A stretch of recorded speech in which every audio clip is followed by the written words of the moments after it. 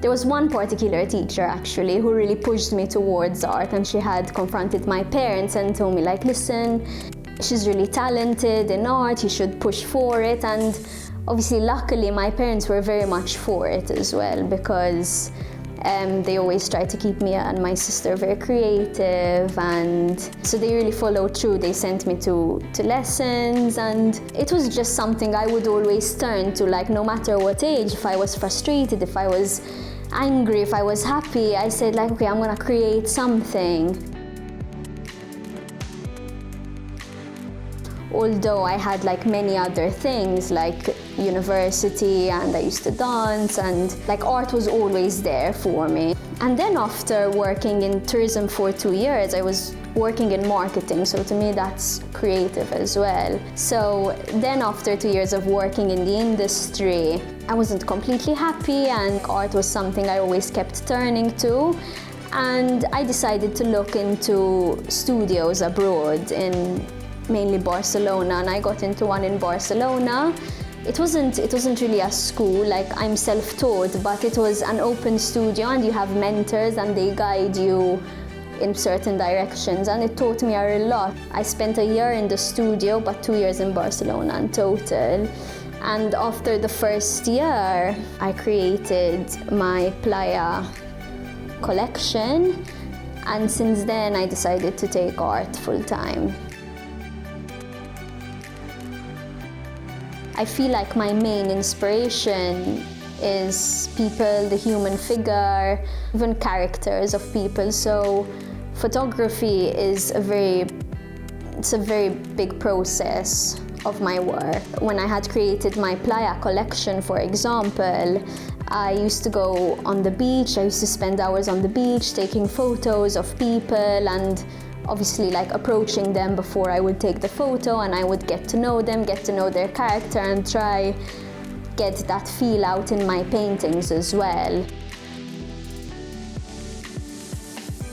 My beach collection, I was also quite selective with the type of person I would paint, and after a while I had shown the documentation to one of my mentors in Barcelona, and she told me, I think you go for these type of people because it's you crave their confidence, because you want their confidence and you want to feel the way they do on the beach. And which is true, because I feel like people our age, our generation, even older and younger actually, we're so conscious about the way we look, and I guess because I would target like older people, it's like they get to that age where they don't care anymore and they're just there at the beach enjoying themselves. So I think my mentor was right. I did crave that confidence, which is why I decided to turn the lens onto myself and do the project on myself as well, because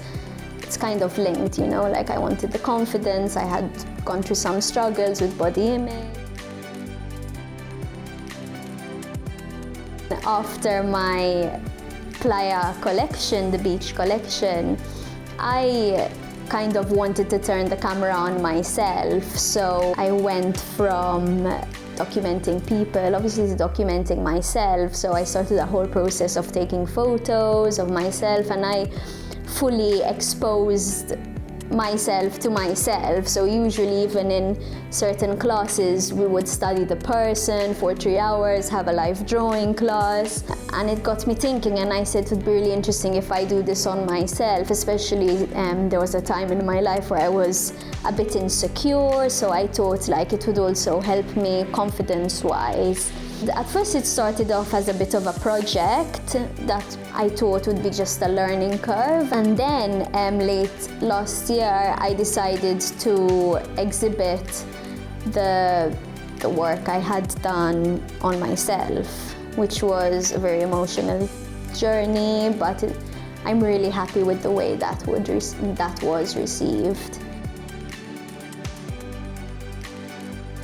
I feel like I'm in a very experimental phase in my life where I like to work with a lot of different mediums. Like first I started working with acrylic, then oils, and I liked to mix, and I use charcoal, even the things I paint on. Like I don't feel like I can specifically label my style because I feel like I'm still learning and there's so much to learn, but like I want people to see a certain stroke and be like, oh, that's kind of a Tina Mifsud sort of thing, because I feel like branding is also so important for an artist. There has to be a sort of connection, I feel.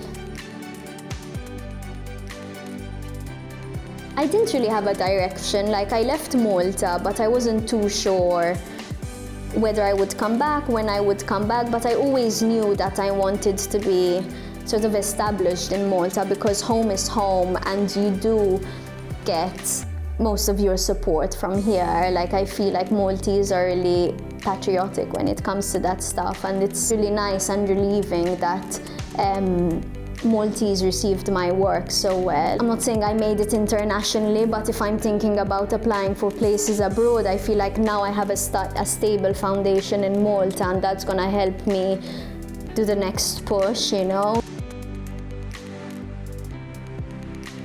I do feel like it is a good time to be in the industry because it's up and coming for sure, but there's a lack of understanding of the arts industry and how far someone can go within it.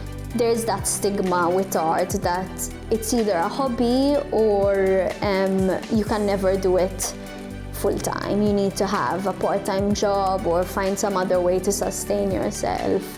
And it's not particularly wrong. Like, I do have small side jobs which I go back and forth to, but art is my main source of income right now.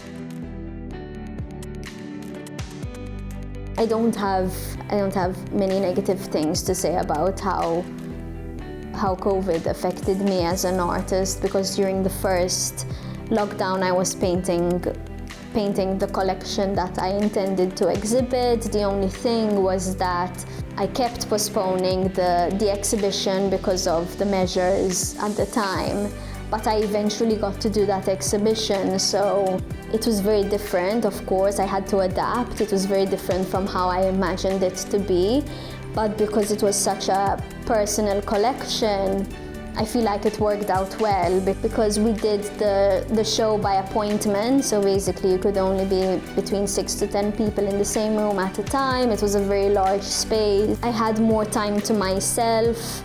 I was documenting in ways I didn't usually used to document, like I started writing a lot, which is probably stuff no one would ever see, but to me it was just like a different way of experimenting. And usually I would just go to the canvas and just paint, but this time I felt like it was more introspective. And during the time of COVID, there were darker times for me, and that shifted the way my work was projected, I think, which isn't necessarily bad, but I think most people can see the comparison between my beach collection and the collection of myself, even in terms of colors. They're more dull, they're more monotone, where in my beach collection they're very vibrant, lots of patterns and colors.